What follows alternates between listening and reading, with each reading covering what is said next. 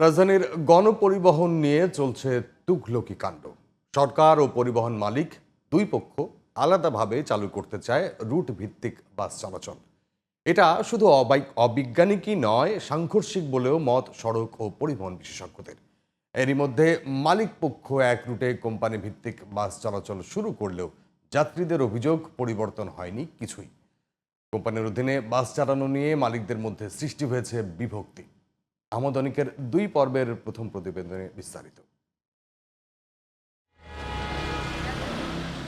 রাজধানীর বিভিন্ন সড়কে এখন প্রায় চোখে পড়ে একরঙা এই বাস।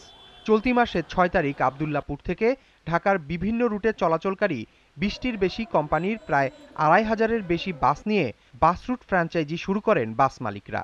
তখন বলা হয়েছিল বাসগুলো চলবে টিকিট ও কাউন্টার ভিত্তিক, কিন্তু কয়েকদিন না যেতেই আগের অবস্থায় ফিরে গেছে বাসগুলো। যাত্রীরা জানান, যত্রতত্র থামানোর পাশাপাশি এখনও পুরোপুরি চালু হয়নি টিকিট সিস্টেম। কাউন্টার কি ফলো করে নাকি? কাউন্টার হলো ২-৩ জায়গায় চেকার আছে আর কি, চেকাররা আর কি ওই বিল সই করে দেয়। পরিবর্তন তো আমি কিছুই দেখতেছি না। আমাদেরও ভুল আছে, আমরা যেখানে সেখানে গাড়ি থামাইতে বলি, আর ড্রাইভার তো যেখানে গাড়ি পাইবো গাড়িটা বাঁকা করে খাড়া করাই দিব। কোনো পরিবর্তনে ভাবই তো বুঝি না, আগের মতনই লোকাল চলাইতেছে, কোনো কাউন্টার সিস্টেম নাই। বাস চালক এবং শ্রমিকরা জানান, সব স্থানে নেই কাউন্টার, আবার থাকলেও তা নেই উপযুক্ত স্থানে।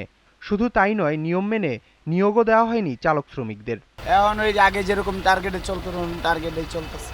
আপডাউনে আমাদের একটা বেতন দেখ নির্দিষ্ট করে, আমরা ওই মিলে চালাবো গাড়ি।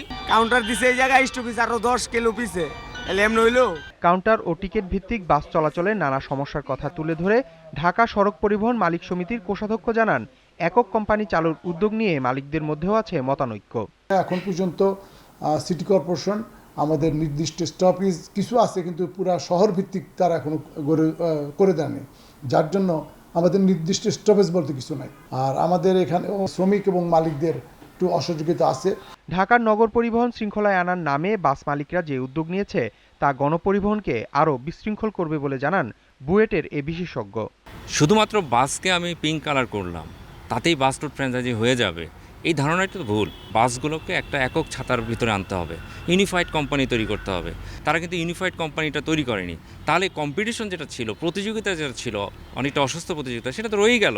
গণপরিবহন সেক্টরকে চাঁদাবাজি ও রাজনৈতিক স্বার্থ হাসিলের হাতিয়ার মুক্ত করতে না পারলে কোনো উদ্যোগেই সফল হবে না বলে জানান তিনি। এই পরিবহন খাতকে ঘিরে বিশাল আসলে সিন্ডিকেট আছে, বিনা পুঁজিতে কোটি কোটি টাকা আসলে আয়ের একটা সুযোগ থাকে। একবার যদি কোনো রুটে আসলে পারমিট নেওয়া যায়, ওই রুটে যদি বাস চালাতে হয় আপনাকে চাঁদা দিয়ে আসলে চালাতে হবে। পরিবহনের খাতের যে রোগটা, এটা আসলে কোনো টেকনিক্যাল সমস্যা না, এটা একটা রাজনৈতিক সমস্যা। এটা রাজনৈতিক পৃষ্ঠপোষকতায় সমাধান করতে হবে। পরিবহন সেক্টরকে ঢেলে সাজানোর পাশাপাশি সব পক্ষকে নিয়ে একটি বাস্তবধর্মী পরিকল্পনা করার পরামর্শ বিশ্লেষকদের। আহমদ অনিক, জিটিভি নিউজ, ঢাকা।